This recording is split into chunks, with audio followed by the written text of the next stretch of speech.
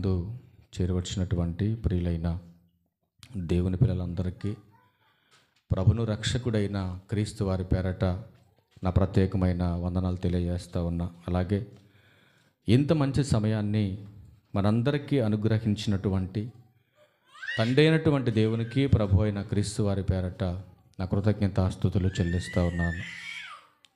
గత కొన్ని వారాలుగా వాక్యమై ఉన్నటువంటి యేసుక్రీస్తు వారు శరీరధారిగా ఈ భూమి మీద పుట్టి ఎట్లాంటి స్వభావాన్ని, లక్షణాలను కలిగి ఆయన బ్రతికాడో 3 పాఠాలుగా మూడు వారాలుగా మనం నేర్చుకొని ఉన్నాం. భూమి మీద పుట్టినటువంటి యేసుక్రీస్తు వారు కేవలము 2000 సంవత్సరాల క్రితం పుట్టినటువంటి ఒక వ్యక్తి అని కొందరు మాట్లాడుతుంటే, మరికొందరేమో అసలు యేసుక్రీస్తు అనేవాడు ఒక కల్పితమని,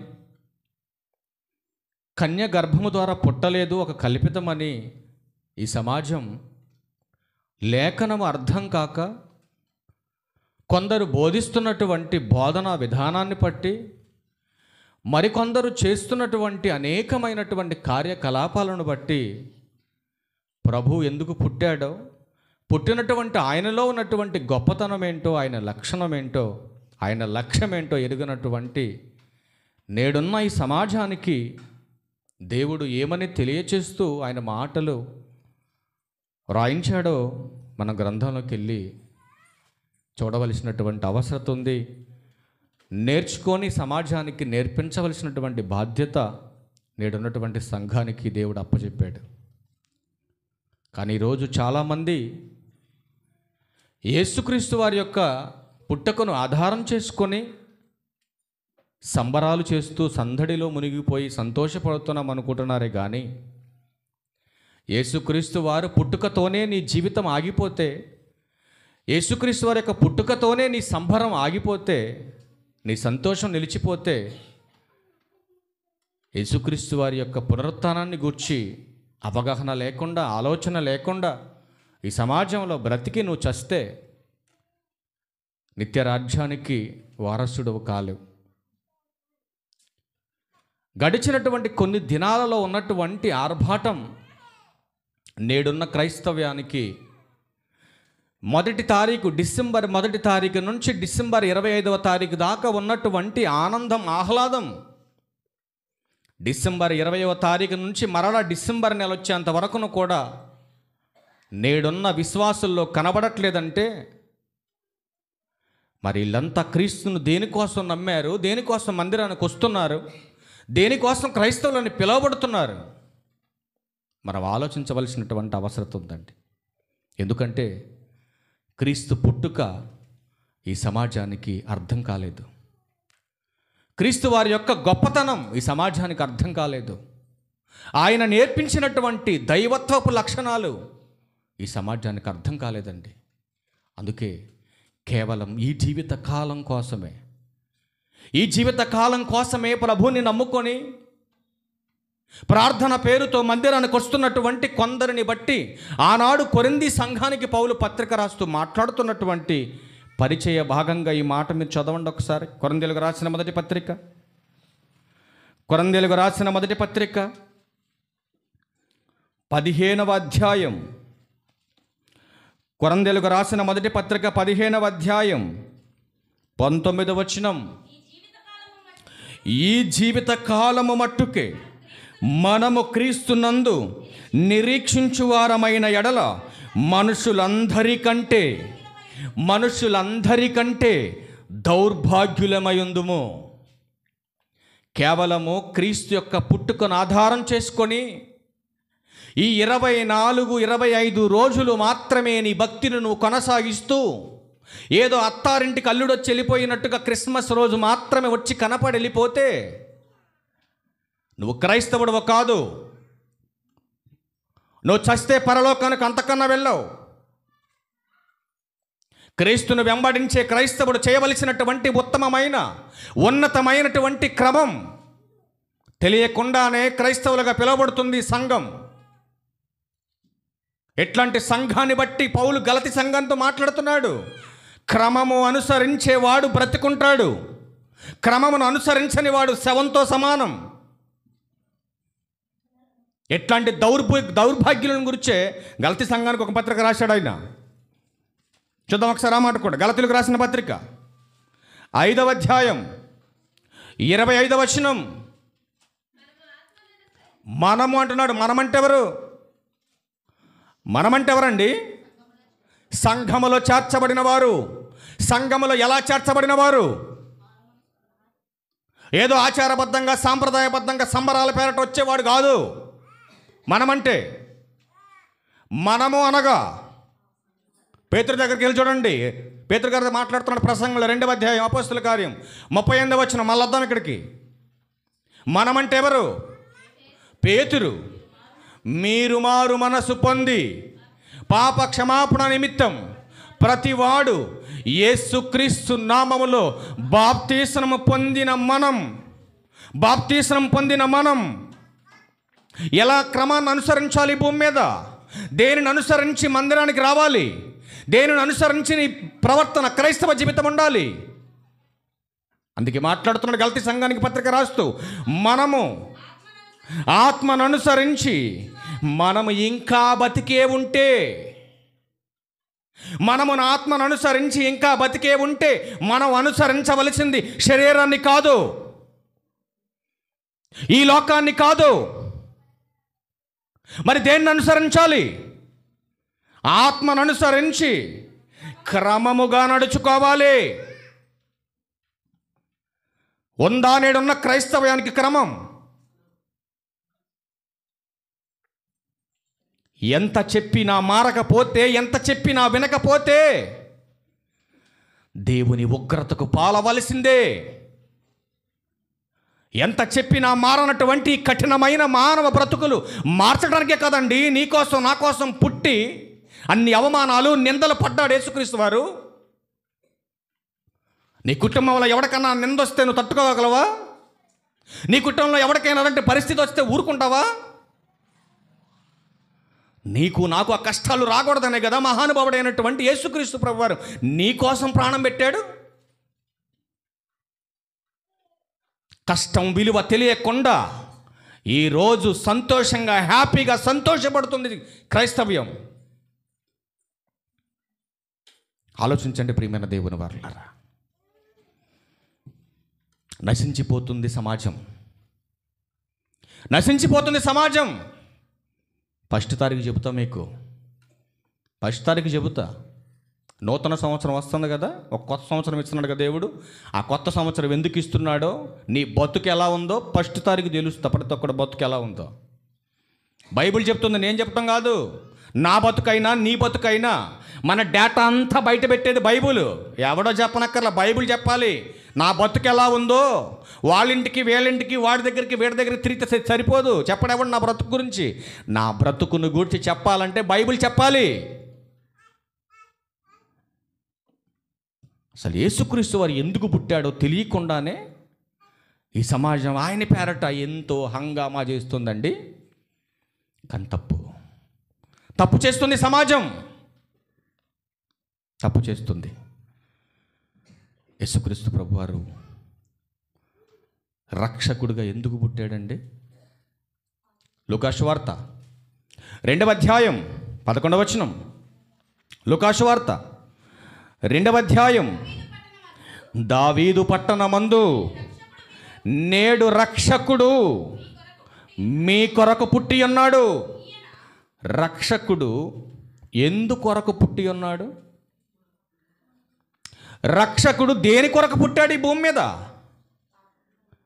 మీరు పిచ్చోళ్ళు, పాపులు రక్షించటం చెబుతున్నారు. మీరు పిచ్చోళ్ళు మీరంతా.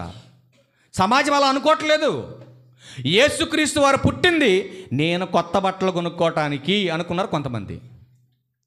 యేసుక్రీస్తు వారు పుట్టింది నేను ఇంటి మీద లైట్లు పెట్టుకోవడానికి ఉంది కొంతమంది. మరి కొంతమంది సామాన్లు రుద్దుకోవడానికి అనుకుంటున్నారు. మరి కొంతమంది ఏమో డాన్సులు చేయడానికి, నాటకాలు వేయడానికి అనుకుంటున్నారు. మరి కొంతమంది అయితే ఎందుకు చేసుకుంటున్నారో, ఎందుకు బతుకుతున్నారో తెలియకుండా క్రిస్మస్ చేసుకుంటున్నారు. మరి కొంతమంది కానీ పరలోకము నుంచి భూమి మీదకి వచ్చినటువంటి గాబ్రియేలు రెండవ వర్తమానాన్ని ఎవరు చెబుతుందండి? గొర్రెల కాపరులకు చెబుతుంది. మొదటి వర్తమానం మరిక చెబితే రెండవ వర్తమానం గొర్రెల కాపరులకు చెబుతుంది. ఏమని సమాచారం చెబుతుంది పరలోకం నుంచి వచ్చినటువంటి దేవదూతనంటే, నేడు రక్షకుడు మీ కొరకు పుట్టాడు.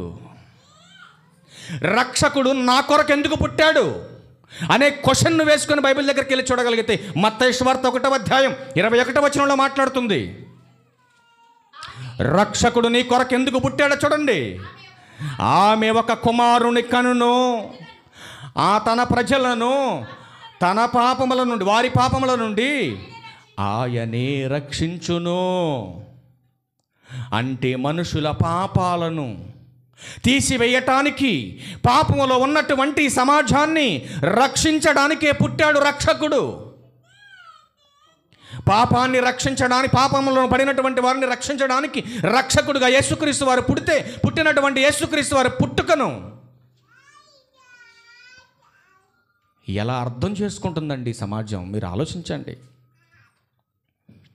పాపాలను తీసివేయటానికి రక్షకుడుగా పుట్టినటువంటి యేసుక్రీస్తు వారిని గూర్చి ఈ సమాజానికి ఆనాడు అర్థం కాలేదండి. కొందరేమో ఏలియా అని, మరికొందరేమో ఇర్మియా అని, మరికొందరేమో ప్రవక్తలలో ఒకడని, ఎవడికి తోచినట్టుగా, ఎవడికి నచ్చినట్టుగా ఆయన వర్ణించుకుంటూ మాట్లాడుకుంటూ అసలు దేవుని కుమారుడన్న ఆలోచన లేకుండా ఆనాటి సమాజం అలాగే ఉంది. ఈనాడున్న సమాజం కూడా అలాగే కనపడుతూ ఉంది చాలామంది, చాలా చోట్ల. కానీ ఇదే విషయాన్ని యేసుక్రీస్తు ప్రభువారు శిష్యులను అడుగుతున్నాడు. మత్తయి సువార్త 16వ అధ్యాయం, మత్తయి సువార్త 16వ అధ్యాయం వచనము కూడా 16. అందుకు సీమోను పేతురు, నీవు సజీవుడవగు దేవుని కుమారుడవైన క్రీస్తు అని. ఎవరని చెప్పాడు పేతురు? సజీవుడు. సజీవుడంటే మరణము లేక నిరంతరము నిలుచు దేవుని కుమారుడవు నీవు. ఏమంటే దేవుని కుమారుడు ఏమవుతాడు? దేవుడే అవుతాడా? రాజు కుమారుడు ఏమవుతాడు? రాజే అవుతాడు. మంత్రి గారు కుమారుడు ఏమవుతాడు? మంత్రి గారు కొడుకే అవుతాడు. పాలేరు కొడుకు అవడగా. మరి దేవుని కుమారుడు ఈ సమాజానికి ఏమవుతాడు చెప్పండి? దేవుడే అవుతాడు. పేతురు అంటున్నాడు, ప్రభువా నీవు సజీవుడవగు దేవుని కుమారుడవు నీవు. సజీవుడవగు దేవుని కుమారుడవు నీవు. మొదట ప్రారంభంలో ఏం మాట్లాడాడు? 13లో యేసు పిలుపుదైన కైసర్య ప్రాంతములకు వచ్చి మనుష్య కుమారుడు, ఆయన గురించి ఆయన పరిచయం ఎలా చేసుకుంటున్నాడండి సమాజానికి? మనుష్య కుమారుడుగా పరిచయం చేసుకుంటున్నాడు. పరిచయం చేసుకున్నటువంటి ఆయన గురించి సమాజం ఏమనుకుంటుందో మళ్ళీ మాట్లాడుతున్నాడు. కానీ ప్రియమైన దేవుని వారలారా, గమనించవలసిన విషయం ఒక్కటే. వాక్యమైన యేసుక్రీస్తు వారు పరలోకం నుంచి భూమి మీదకు శరీరధారిగా వచ్చాడు. శరీరధారిగా వచ్చినటువంటి యేసుక్రీస్తు వారిలో 4 లక్షణాలు మనకు కనపడుతున్నాయి. ఒకటి, తనను తాను తగ్గించుకున్న విధానం. రెండవది ఆయన గొప్పతనం. మూడవది ఆయన ఐశ్వర్యం. నాలుగవది ఆయన దైవత్వం. ఈ 4 లక్షణాల్లో ఎన్ని లక్షణాలు మనకున్నాయి చెప్పాలి మీరు? ఎన్ని ఉన్నాయమ్మా మన దగ్గర ఎన్నో ఉన్నాయి? ఒక లక్షణం మనకు కనపడుతుందా? వీటన్నిటిలో ప్రాముఖ్యమైనటువంటి లక్షణం తనను తాను తగ్గించుకోవటం, విధేయత. తగ్గింపులో ఏం కనపడుతుంది? క్రీస్తు తగ్గింపులో విధేయత కనపడుతుంది. ఆ విధేయత ద్వారా క్రీస్తు విజయాన్ని సాధించాడు. విధేయతతో విజయం సాధ్యమా? అవునంటారా? విధేయతతో విజయం సాధ్యమా? సాధ్యం కాదా? సాధ్యం చేసి చూపించాడు క్రీస్తు. ఈ లోకంలో ఉన్నటువంటి రాజులు సైతం కత్తులు పట్టారు, ఎన్నో ఆయుధాలు పట్టి తమ రాజ్యాలను కాపాడుకోవడానికి ఎందరనో బలి తీసుకున్నారు.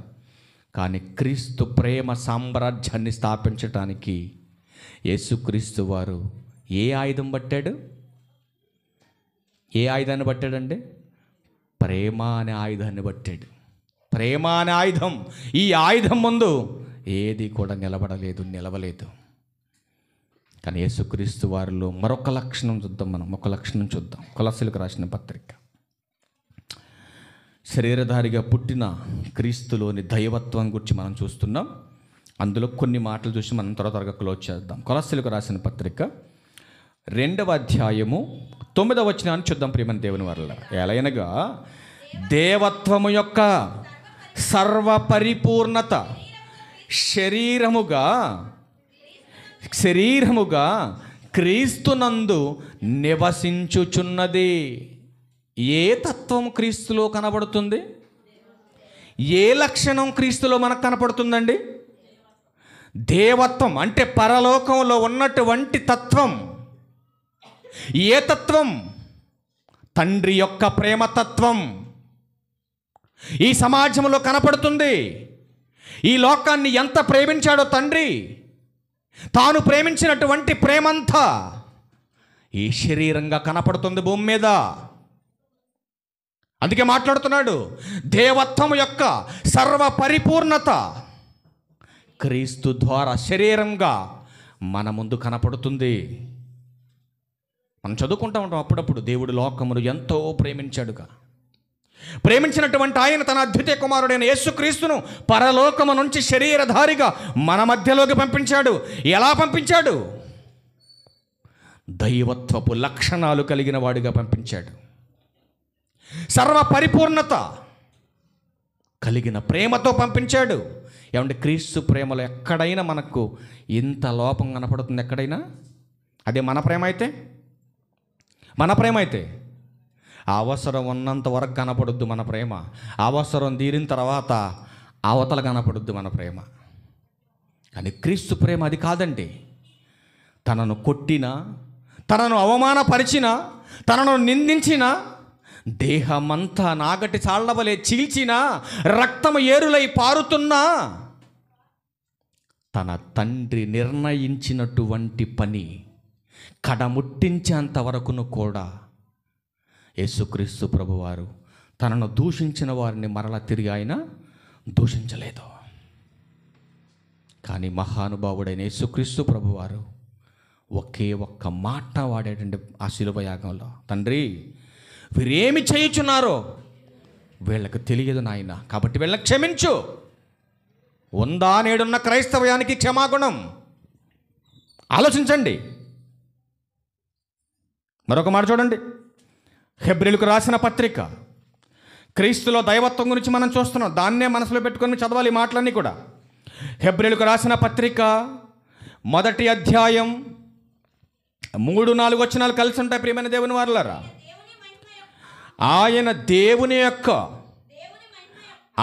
దేవుని మహిమ యొక్క తేజస్సును, ఆయన తత్వం యొక్క మూర్తిమంతమునయుండి తన మహత్తు గల మాట చేత, జాగ్రత్తగా వినాలి, తన మహత్తు గల మాట చేత సమస్తమును నిర్వహించుచు పాపముల విషయములో శుద్ధీకరణము తానే చేసి దేవదూతల కంటే ఎంతో శ్రేష్టమైన నామం పొందెనో, వారి కంటే అంత శ్రేష్ఠుడై ఉన్నత లోకమందు మహామహోడుగు దేవుని కుడి పార్శ్వమున కూర్చున్న ఘనత యేసుక్రీస్తు ప్రభువారిది.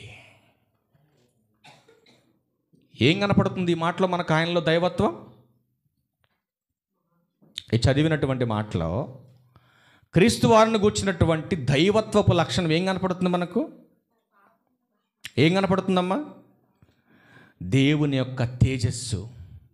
2వ మాట మాట్లాడుతున్నాడు, ఆయన తత్వం. నెక్స్ట్ మాట మాట్లాడుతున్నాడు, ఆయన మాట చేత సమస్తమును కొనసాగిస్తున్నాడు.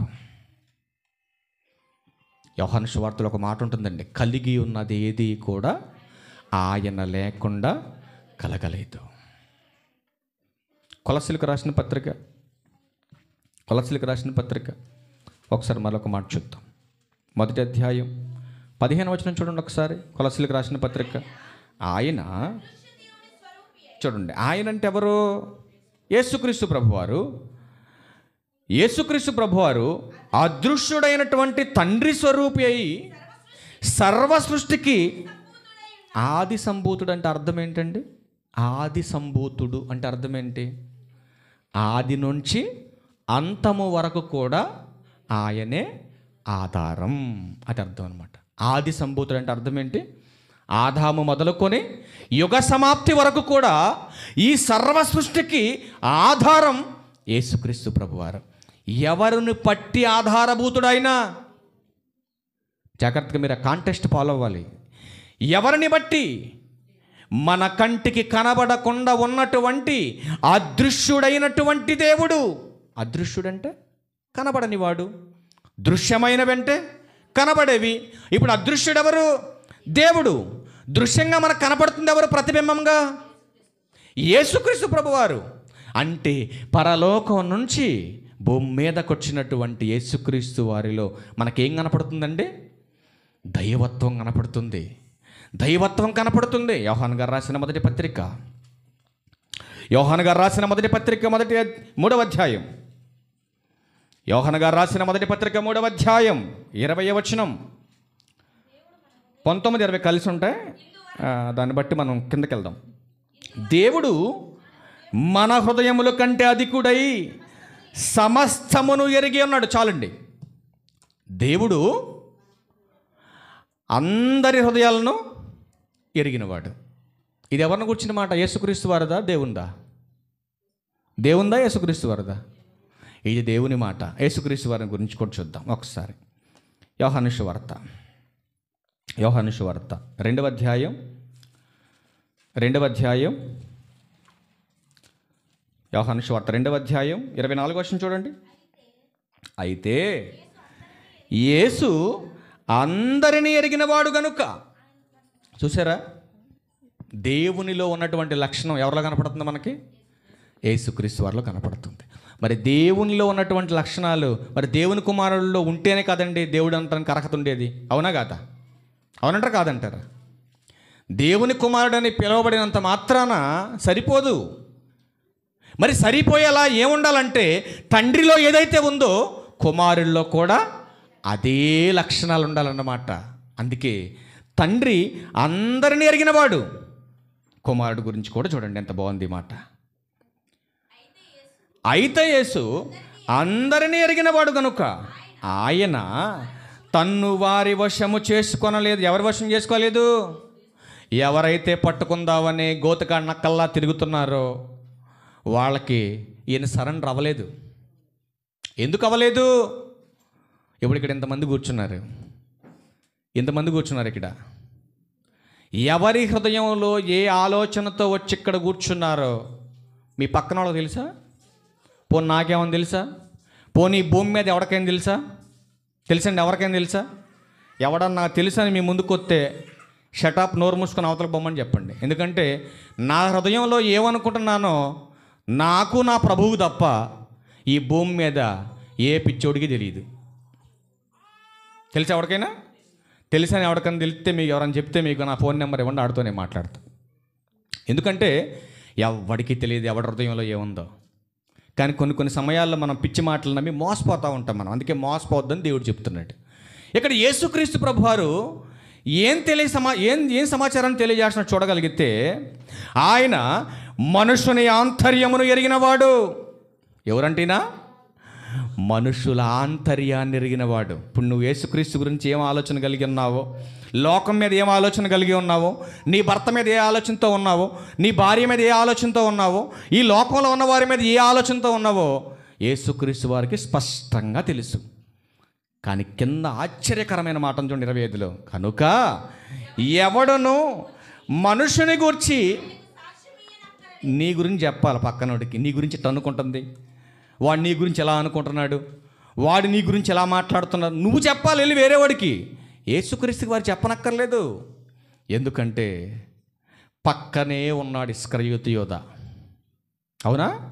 పక్కనే తిరుగుతున్నాడు. మరి అందరి హృదయాలు ఎరిగినటువంటి ఆయన ఇస్కరియోతు యోధ 30 నాణ్యాలకు అమ్ముకుంటాడన్న సంగతి యేసుక్రీస్తు వారికి తెలుసా తెలీదా? ఒకవేళ మనల్ని ఎవడన్నా అమ్ముకుంటుండని మనకు తెలిసిందనుకో ముందుగానే ఏం చేస్తాం మనం ఏం చేస్తామమ్మా? ఇప్పుడు నమ్మకంగా నేను హైదరాబాద్ దాకా తీసుకెళ్ళి అక్కడి నుంచి అంటే జపాన్కో లేకపోతే ఏదో ఒక కంట్రీకి అమ్ముకుంటున్నాడని నీకు తెలిసిందనుకో ముందే, అసలు హైదరాబాద్ దాకా వెళ్తావా? హైదరాబాద్ దాకా ఇక్కడ తెలియంగానే నువ్వు ముందే అసలు వాడి మీద బొగ్గు మంటలు లెగుత్తు. నువ్వు ఏంట్రా నన్ను తీసుకెళ్ళి అమ్ముకోవటానికి ఇన్ని పథకాలు వేసావా, ఇంత చేసావా, నన్ను అమ్మటం కాదురా, నిన్ను ఇప్పుడు కుమ్ముతా అంటావు నువ్వు, అవునా కదా? కానీ ప్రభు అలా చేయలేదండి. ప్రభు అలా అనలేదండి. ఏం చేశాడు మహానుభావుడు చూడండి ఒకసారి, ఎంత బాగుంటుంది ఈ మాట. యోహాను గారు రాసిన పత్రిక. అరే ప్రత్యూష్ అలర్ చేయకు, ఒక 10 నిమిషాలు చూడండి ఒకసారి. యోహాను గారు రాసినటువంటి పత్రికలో 13వ అధ్యాయం 11వ వచనం చూడండి. 11. చాలా జాగ్రత్త చదువుతల్లి, ఆ మాట ఎంత బాగుందో చదువుతల్లి.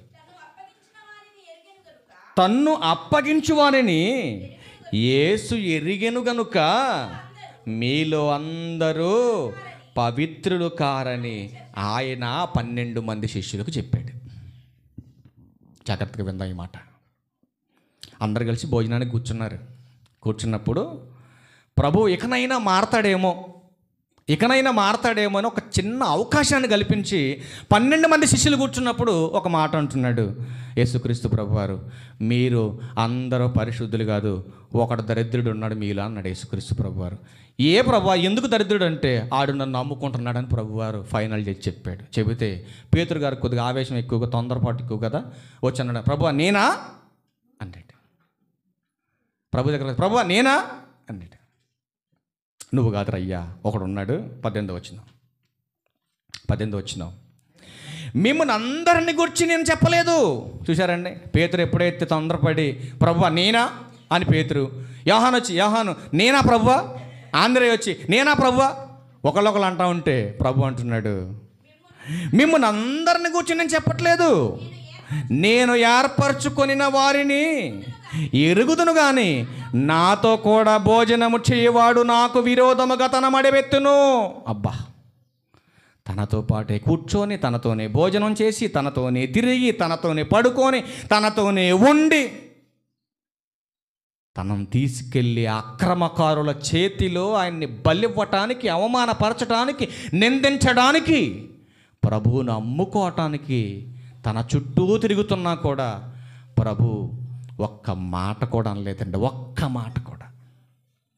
అది ఆయనలో ఉన్నటువంటి దైవత్వం. మరి మనమైతే అమ్మ దుర్మార్గురాలు ఎంత పని చేసావని చెప్పేసి నోటుకొచ్చిందాలు తిడతాం మనం. కన్నా ప్రభు అలా అనలేదండి, అలా అనలేదు. అలా అనకుండా ఆయన అంటుండే కదా, ఇకనైనా మారతాడేమని ఒక అవకాశం ఇచ్చాడండి, కానీ మారలేదు. మరొక మాట చూడండి, చాలా బాగుంటుంది ఈ మాట. యేసుక్రీస్తు ప్రభువారు సామాన్యుడు అంటావా, నీలాంటోడు అంటావా? మరి నీలాంటోడైతే ఆయన చేసిన పని నువ్వు చెయ్యి. సామాన్యుడని నువ్వు మాట్లాడుతున్నావే, ఆయన సామాన్యుడు అయితే ఆయన చేసినటువంటి పని నువ్వు చేయని అడుగుతున్నాను నేను ఈరోజు సమాపకంగా. చూడు ఆయన ఏం చేశాడు. మార్కు సువార్త 4వ అధ్యాయం, మార్కు సువార్త 4వ అధ్యాయం 39వ వచనం. అందుకు ఆయన లేచి గాలిని గద్దించి నిశ్శబ్దమై, ఎలా ఉండమని చెప్పాడు? నిశ్శబ్దమై ఓరకుండమని సముద్రముతో చెప్పగా ఏం చెప్పాడు? శిష్యులు యేసుక్రీస్తు ప్రభువారు ప్రయాణం చేస్తున్నారండి సముద్రం మీద. ప్రయాణం చేస్తున్నటువంటి సమయంలో పాప మహానుభావుడు అలసిపోయి సమాజంలో ఉంటే ఎక్కడ కూర్చొని ఎత్తున్నారని ఎక్కడ పడుకొని ఎత్తున్నారు.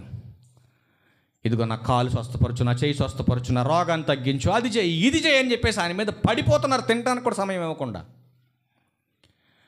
ప్రశాంతంగా నీటి మీద అయినా కాసేపు రెస్ట్ తీసుకుందాం అనుకొని ఆయన ఆ దోణిలో పడుకున్నాడండి.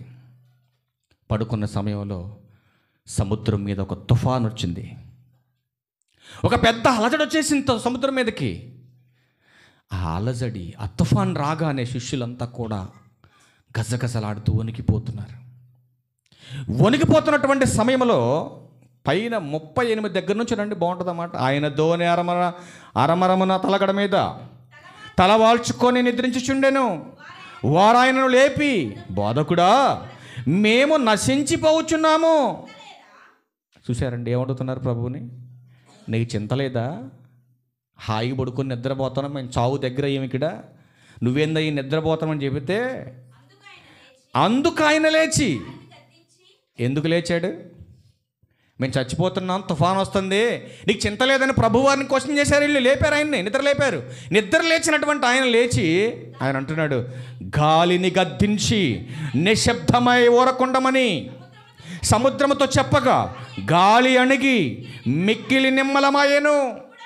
ఇప్పుడు మనుషుడు అని చెప్తున్నటువంటి మూర్ఖులందరికీ ఒక మాట ఏంటంటే, ఇప్పుడు నువ్వు వెళ్ళి సముద్రం దగ్గరికి వెళ్ళి ఏం చెప్పినట్టుగా నువ్వు చెప్పు, ఆగుద్దేం వెళ్ళి? మరి ఆగుద్దా? నీ వల్ల కాదు మరి అది. ఎందుకంటే నీ వల్ల కాదు. నువ్వు చెబితే మీ ఇంట్లో ఉన్న ఎలకలే పోవు. ఎలకలు పోతాయా? పోనీ చీమలు వింటాయా నీ మాట? చీమలు ఎలకలు దాకా ఎందుకండి? ఈగలు వింటాయా? ఈగలు. పోనీ దోమలను వింటాయా? నువ్వు చెబితే నీ ఇంట్లో నీ మనుషులే వినరు. సింపుల్గా చెప్పాలంటే వింటారా? వినరు. కానీ ప్రకృతి మాత్రం దేవుని మాట వింటుంది. వింటుందా? వినట్లేదా? వింటుందా ప్రకృతి? ఒక విషయం చెప్పమంటారా? వాక్యం మనుషులు ఎక్కువ వింటున్నారా, ప్రకృతి వింటుందా? ప్రకృతి ఎక్కువ వింటుందండి. భక్తుడైనటువంటి సొలొమోను గారు ఒక అద్భుతమైన మాట చెప్పాడు. తిరగేద్దులే, ఎందుకు మళ్ళీ చేతుల నొప్పులు మీకు, తిరగేద్దులే. నోట్లో నుంచి వచ్చేటటువంటి మాట అంట, గోడ మీద, చెట్టు మీద, నీ ఇంటి గోడ మీద ఉన్నటువంటి జీవులను చూశారు, అవంట సమాచారాన్ని కొనిపోతాయంట. మనం అనుకుంటాం ఎవళ్ళే కోడి మీద పెట్టి తిడదాం, కుక్క మీద పెట్టి తిడదాం, లేకపోతే పక్షి మీద పెట్టి తిడదామని నువ్వు అనుకుంటావు. ఈ మాయదార కాకి ఎప్పుడు ఈ గోడ మీదకి వచ్చి వస్తుందని తిడుతుంది ఒక ఆమె. కాకి పని ఏంటంటే అది అట్లా తిరుగుతూ ఉంటుంది. అది దాన్ని పట్టుకొని తిడితే నీకేం వరుగుతుంది? పొగరపాటున ఎవరిని గూర్చైనా నువ్వు కాకి ముందు తిట్టావనుకో, కాకి ఏం చేస్తుందంటే సమాచారాన్ని తీసుకుపోతుందట. అందుకని మనం మాట్లాడేటప్పుడు మన నోరు జాగ్రత్త పెట్టుకొని మాట్లాడాలి. ఇక్కడ ప్రభువారు చేసినటువంటి అద్భుతమైన ఆశ్చర్యకరమైనటువంటి దైవత్వపు లక్షణాన్ని గూర్చి శిష్యులు ఏం మాట్లాడుకుంటున్నారో చూడండి. మన 40 వచనంలో, అప్పుడు ఆయన, మీరు ఎందుకు భయపడుచున్నారు? లెగంగానే ఎవడన్నా లేపిందే అన్నాడా? అదే మనమైతే నువ్వు బాగా నిద్రపోతున్నావు అనుకోండి, 10 రోజుల నుంచి నిద్ర లేదు నీకు, ప్రశాంతంగా పడుకున్న అప్పుడే రెస్ట్ దొరికిందని నిద్రపోయేటప్పుడు వచ్చేసి లేపారనుకోండి, ఏం చేస్తారు మీరు? నేనైతే లాక్ కొడతాను, నేనైతే నన్ను లేపితే ఖచ్చితంగా. అవునా కదా? అదే మీరైతే, నీకు బుద్ధి ఉందా? దొరక ఇప్పుడే రెస్ట్ దొరికితే పడుకుంటే లేపుతారా నన్ను? పడుకోండి, వర్షం కాకపోతే ఏమొచ్చింది, సముద్రం మీద తుఫాను కాకపోతే ఏమొచ్చింది, పడుకోండి సైలెంట్గా అని అంటాం మనమైతే. కానీ ప్రభు వారు ముందు వీళ్ళని గద్దించలా. ఏమన్నా గద్దించాడు? వస్తున్న విపత్తును గద్దించాడు.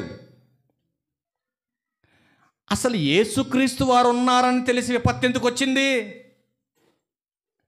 ఇది కదా మనం ఆలోచించవలసిన అవసరం ఉంది. అసలు యేసుక్రీస్తు వారు ఉండకాడికి సమస్య రావచ్చా? అసలు వస్తుందా? పోనీ యేసుక్రీస్తు వారికి తెలియకుండా ఏమన్నా విపత్తు వచ్చిందా? అట్ట ఆలోచించాలి మనం. కలిగి ఉన్నది ఇది ఆయన లేకుండా కలగలేదు, కలిగేవన్నీ కూడా ఆయనకు తెలియకుండా ఏమీ కలగట్లేదు భూమి మీద. ప్రతిదీ కూడా ఆయన ద్వారానే కలుగుతున్నాయి, ఆయన ద్వారానే జరుగుతున్నాయి, ఆయన ద్వారానే అందరూ పరలోకానికి వెళ్ళాలనేది ఆయన తపన. ఇప్పుడు ఇక్కడ నా పాయింట్ ఏంటంటే, యేసుక్రీస్తు వారికి తెలియకుండా ఈ తుఫాన్ వచ్చిందా? తెలిసే వచ్చింది. తెలిసే వచ్చినప్పుడు యేసుక్రీస్తు ప్రభువారు లెగంగానే యేసుక్రీస్తు ప్రభువారు శిష్యుల్ని గద్దించాలిగా తెలిసి వచ్చినప్పుడు. అయితే ఆ తెలిసే వచ్చింది తుఫాను, ఎందుకు కంగారు పడుతున్నారు అనలేదు అక్కడ. కానీ ప్రియమైన దేవుని వారలారా, తుఫాన్ను కూడా గద్దిస్తే ఆగిపోతుందన్న దైవత్వపు లక్షణాలు క్రీస్తులో ఉన్నాయన్న సంగతి తనతో ఉన్న వారికి తెలియాలి. ఎందుకు తెలియపరిచాడు శిష్యులకి ప్రత్యేకంగా అంటే, నా తర్వాత ఈ సమాజానికి, సత్యానికి స్తంభాలు వీళ్ళే కావాలి. కాబట్టి నా లక్షణాలు ఏంటో, నాలో ఉన్నటువంటి శక్తి ఏంటో నెక్స్ట్ ఇవ్వబోతుంది వీళ్ళకే. కాబట్టి వీళ్ళే స్టాండర్డ్గా ఉండాలి. ఇంట్లో తండ్రి భయపడుతుంది అనుకోండి పులంటే, మరి పిల్లోడు ఏం చేస్తారు చెప్పండి? ఇప్పుడు తండ్రి చీమకే భయపడుతుంది అనుకోండి, పిల్లోడు ఏం చేస్తారు చెప్పండి? ఆలోచించండి. భయపడితే ఇప్పుడు తండ్రి భయపడుతుంటే పిల్లోడు ఏం చేస్తాడండి? పిల్లోడు కూడా భయపడతారు. తండ్రి ధైర్యంగా ఉండి పిల్లలకి ధైర్యం చెప్పిండు అనుకోండి, వీధి కుక్క వచ్చినా అడవి సింహం వచ్చినా ధైర్యంగా నిలబడతాడు. అవునా కాదా? ఈ సమాజానికి స్తంభాలుగా ఆధారాలుగా నిలబడేటటువంటి ఈ శిష్యులను దృఢపరచటానికి, ఆయన శక్తిని కనపరచటానికి, ఆయన గొప్ప కార్యం చేస్తే ఆయనను చూసి వీళ్ళు ఏమంటున్నారు చూడండి ఒకసారి. చూడండి, వారు మిక్కిలి భయపడి ఈయన, ఆయన కదా తల్లి, ఈయన మనతో ఉన్నటువంటి ఈయన ఎవరైనా మరియ కుమారుడు కాదు, సామాన్యమైనటువంటి శరీరధారి కాదు, నీవలే నావలే ఈ భూమి మీద పుట్టినటువంటి వ్యక్తి కాదు. మరి ఎవరైనా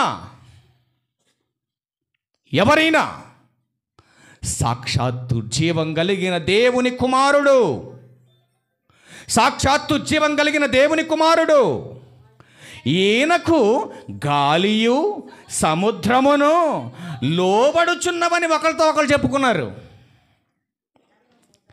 గాలి సముద్రం ఆయనకు లోబడుతున్నాయంటే ఈయనెవరు? ఆయన దైవత్వము కలిగిన దేవుని కుమారుడు. మరొక మాట చూడండి, ముగించేద్దాం. ఇక యోహాను సువార్త 14వ అధ్యాయం, యోహాను సువార్త 14వ అధ్యాయం 6వ వచనం. యేసు నేనే మార్గం, నేనే సత్యం, నేనే జీవం, నా ద్వారా తప్ప ఎవడును తండ్రి వద్దకు రాడు. పరలోకం వెళ్ళాలంటే ఎవరి ద్వారా? హమ్మింగ్ వస్తుంది, చెవులు వినపడుతుందా? కంట్రోల్ చేసుకోవచ్చు. యేసుక్రీస్తు వారి ద్వారానే మాత్రమే మనం పరలోకం చేరగలం. యేసుక్రీస్తు వారు కాకుండా ఈ 66 పుస్తకాల్లో ఉన్నటువంటి భక్తులు కానీ, ప్రవక్తలు కానీ, సేవకులు కానీ, యేసు జన్మించినటువంటి ఫ్యామిలీ కానీ, ఎవరైనా పరలోకానికి మార్గంగా కానీ, నిత్య జీవానికి వారసత్వం కలిగినటువంటి వారు కానీ ఎవరైనా ఉన్నారా బైబిల్లో? ఉన్నారండి? యేసు మాత్రమే మార్గం. ఎక్కడికి? యేసు మాత్రమే మార్గం. ఎక్కడికి? వీరరాఘవపురం నుంచి పుట్టాలి వెళ్ళటానికా?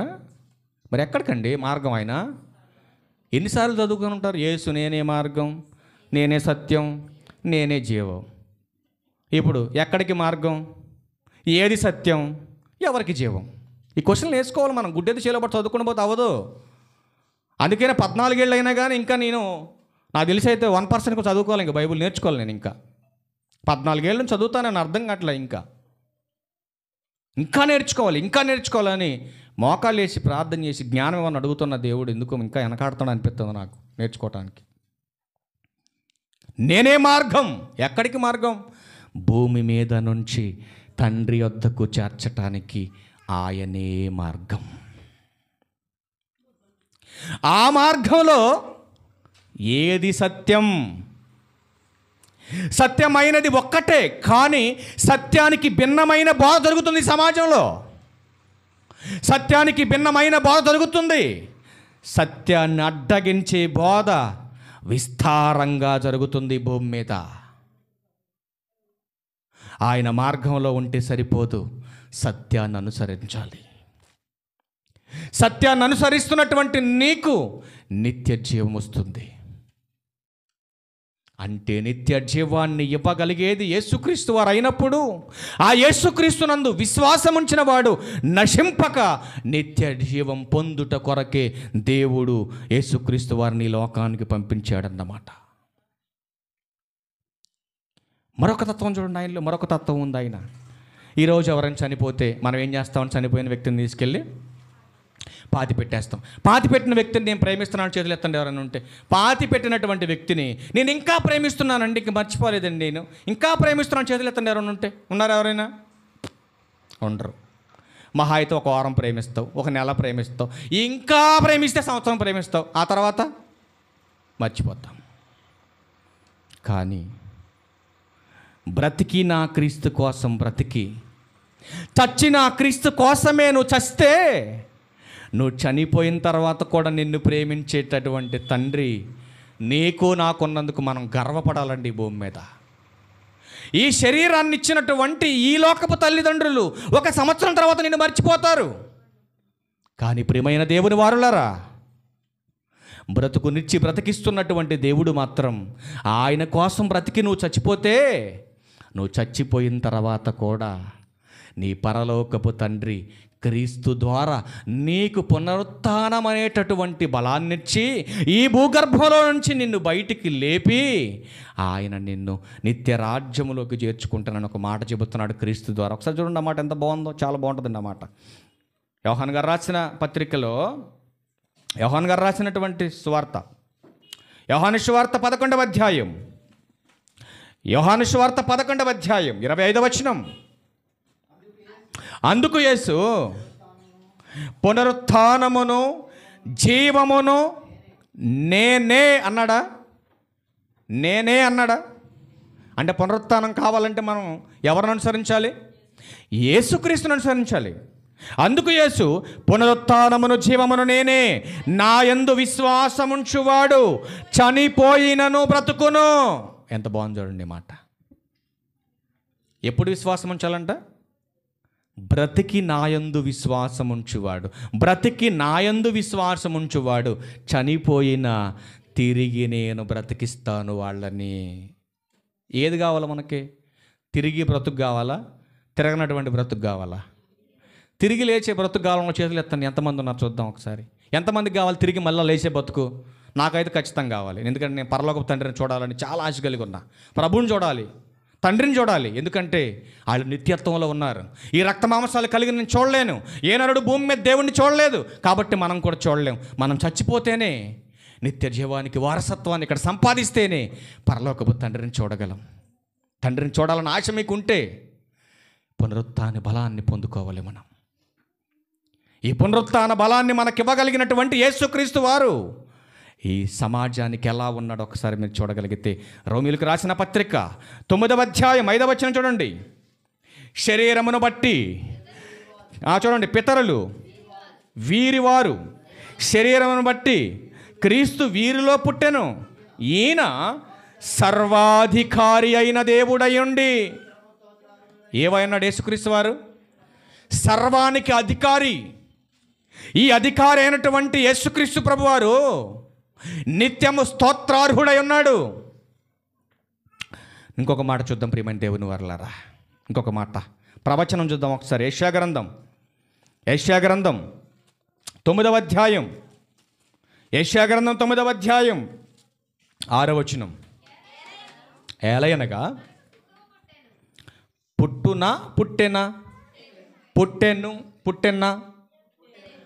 పుట్టెను అంటే పుట్టేశాడనా పుట్టలేదన్నా? పుట్టేశాడా? ఎప్పుడు పుట్టాడు? ఎప్పుడు చెప్పాలా? ఎప్పుడు పుట్టాడు? ఇప్పుడు ప్రవచనం ఉంది కదా ఇక్కడ. యేసుక్రీస్తు ప్రభువారు ఎలా పుడతాడు? ఎలాగనగా మనకు శిశువు పుట్టాను. ఇక్కడ పక్కన 7వ అధ్యాయం దగ్గరికి వెళ్దాం మనం. 7వ అధ్యాయం మీకు ఎందుకు చెప్పాలి? రెఫరెన్స్ ఎందుకు చెప్పలేదంటే చిన్నప్పటి నుంచి క్రిస్మస్ పండుగ చేసాడు, మీకు రెఫరెన్స్లు చెప్పాలి నేను. కాబట్టి ప్రభువు తానే ఒక సూచన. ఏంటది? సూచన. కరోనా వచ్చినోడు సూచన ఎలా కనపడుతుంది మనకి? నిమ్మున్నోడు సూచనలు ఎలా కనపడతాయి? టీవీ ఉన్నోడు సూచనలు ఎలా కనపడతాయి? మోసం అయినోడు సూచనలు ఎలా కనపడతాయి? బీపీ ఎక్కువైనోడు సూచనలు ఎలా కనపడతాయి? మార్పు లేనటువంటి క్రైస్తవుల ముఖం ఎలా కనపడద్ది? ఎలా కనపడద్ది? ఇక్కడ చెప్తున్నాడు ప్రభు, దేవుడు మాట్లాడుతున్నాడు. కాబట్టి ప్రభు తానే ఒక సూచన మీకు చూపును, ఆలకించండి. కన్యక గర్భవతి అయి కుమారుని కని. ఇదేంటి? ఏమర్థమవుతుంది ఈ మాటలో మనకి? కని అంటే పుట్టబోతున్నాడు. ఇక్కడేం చెప్తున్నాడు? పుట్టెను. ఈ కాంటెక్స్ట్ మనం జాగ్రత్తగా అర్థం చేసుకోవాలి. ఇక్కడ యెషయా ప్రవక్త ఇశ్రాయేలు చెబుతున్నాడు. మొదటి మాటలోనేమో పుడతాడు అని సూచన చెప్పాడు. ఇక్కడ వచ్చేసరికి 9వ అధ్యాయం దగ్గర వచ్చేసరికి ఏమంటాడంటే ఆల్రెడీ పుట్టేశాడు నా కొడుకు. ఎక్కడ పుట్టాడు? పరలోకంలో పుట్టాడు. మరి పరలోకంలో పుట్టినవాడు భూమి మీద ఎలా పుట్టబోతున్నాడంటే సూచన చెబుతున్నాడు. ఇదిగో కన్యక గర్భవతి అయి కుమారుని కని. ఈ భూమి మీదకి రాబోతున్నాడు. ఎందుకు రాబోతున్నాడు యెషయా గారు అనంటే, యెషయా గారు చెబుతున్నాడు, ఒక పని మీద రాబోతున్నాడు. ఏంటా పని చెబుతున్నాడు? ఆయన భుజము మీద రాజ్యభారముండును. ఎందుకు పుడుతున్నావు ప్రభువా అనంటే, యెషయా గారు ఆన్సర్ చెబుతున్నాడు. ఎందుకు పుడుతున్నాడు యేసుక్రీస్తు ప్రభువారు? ఆయన భుజముల మీద రాజ్యభారముండును. ఆయన ఆశ్చర్యకరుడు. ఉరికితే నీ బతుకులో నీకు అర్థం కాదు ఆయన ఎందుకు పుట్టిండో. ఫస్ట్ మాట ఏం చెప్పాడు? ఆయన భుజం మీద ఒక పెద్ద రాజ్యం కూర్చున్నటువంటి భారం ఉంది ఆయనకి. ఆ భారం కలిగినటువంటి ఆయన ఆశ్చర్యంగా పుట్టాడు. ఎలా పుట్టాడు? ఆశ్చర్యకరుడు. ఏమండి, ఎక్కడ పుట్టాడో తెలియదు, ఎక్కడ పడుకున్నాడో తెలుసు మనకి, ఎలా బతికాడో మనకు తెలుసు, ఎంత తగ్గించుకున్నాడో మనకు తెలుసు. మొదటి పాటలో మధ్య మనం నేర్చుకున్నాం. పురుగు వంటి ఆకారంగా తగ్గించుకున్నాడు. స్వల్ప గ్రామంలో పుట్టాడు. ఆ స్వల్ప గ్రామంలో ఒక నిరుపేద కుటుంబంలో పుట్టాడు. ఆ పుట్టినటువంటి ఆయనకు పుట్టకడానికి స్థలం లేకుండా చేశారు. పెరిగినటువంటి ఆయనకు తలవాల్చుకోవడానికి స్థలం లేకుండా చేశారు. అట్లాంటి దౌర్భాగ్య పరిస్థితిలో ఎవరి పుట్టుకైనా ఉందా? గూగుల్లో కూడా చూడండి, ఉందా? నిజంగా ఆయన పుట్టుక ఆశ్చర్యమే కాదా? మీరు చెప్పాలి, ఆశ్చర్యమేనా? నీల నాలా పుడితే ఆయన గొప్పతనం ఏంటండి? ఆ పెద్ద తేడా ఏముందిలేండి ఆయనకి, నాకు అంటావు నువ్వు. ఇప్పుడు నువ్వు కూడా సాయికృష్ణ హాస్పిటల్లో పుట్టి ఆయన కూడా సాయికృష్ణ హాస్పిటల్లో పుట్టిండు అనుకోండి, పెద్ద తేడా ఉంది నీకు ఆయనకి, అంతే కదండి? ఆయన పుట్టుక ఈ సమాజానికి ఒక ఆశ్చర్యం. తెలియని మూర్ఖులు ఎవరికి నోటుకొచ్చినట్టు మాట్లాడతారు. మనకెందుకు ఆ మూర్ఖుల గురించి? నెక్స్ట్ రెండో మాట ఏముంది? ఆలోచనకర్త. నిజంగా యేసుక్రీస్తు వరకు ఉన్న ఆలోచన నీ ఆలోచన ఒకటే అనుకుందాం కాసేపు. పెద్ద తేడా ఉందండి నీకు ఆయనకి. అందుకే ఆయన ఆలోచన వేరు, మన ఆలోచన వేరు. ఆలోచనలు కూడా ఆయన మనకు సమానమైన వాడు కాదు. నెక్స్ట్ మాట, బలవంతుడైన దేవుడు. ఆయన బలాన్ని చూసాం ఇప్పుడు మనం.